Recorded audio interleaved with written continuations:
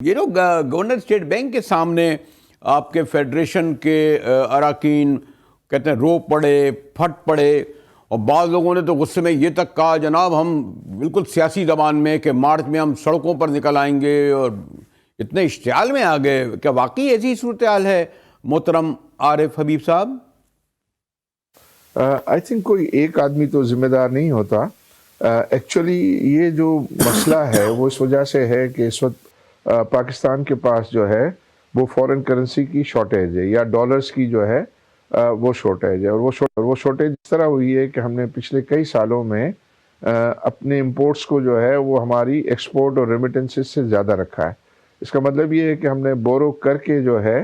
وہ ہم اپنی امپورٹس کرتے رہے، اور اس میں لگژری آئٹمز بھی جو ہے وہ آتی رہی، اور جن چیزوں کی ضرورت نہیں ہے امپورٹ جس کو اوائڈ کیا جا سکتا ہے وہ بھی ہم نے کیا، اور ہم نے یہ ڈسپلن نہیں رکھا کہ ہمارا جو ہے وہ کرنٹ اکاؤنٹ ڈیفیسٹ جو ہے وہ نہ بڑھنے پائے۔ تو اس کی وجہ سے یہ اس مسئلے میں ابھی پہنچ گئے ہیں ہم کہ آئی ایم ایف کی پروگرام میں جو ڈیلے ہو رہی ہیں، تو ہمارا انفلو جو ہے وہ بہت کم ہو گیا ہے، اور اس کے مقابلے میں ظاہر لوگوں کی پینڈنگ کنسائنمنٹس ہیں، لوگوں کی جو ہے وہ انہوں نے امپورٹ کے سودے کیے ہوئے ہیں، ان کی ایل سیز جو ہے وہ اوپننگ کی ریکوائرمنٹ ہے۔ تو اب پہلے تو کبھی لوگوں کو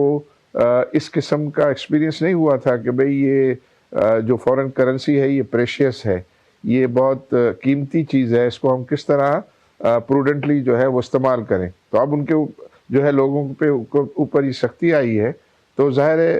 ان کے لیے یہ تکلیف دہ ہے۔ اب یہ ہے کہ وہ لوگوں کو یہ سمجھنا پڑے گا کہ ان کو اپنی جو ہماری وسائل ہیں اس کے اندر جو ہے وہ رہنا ہے۔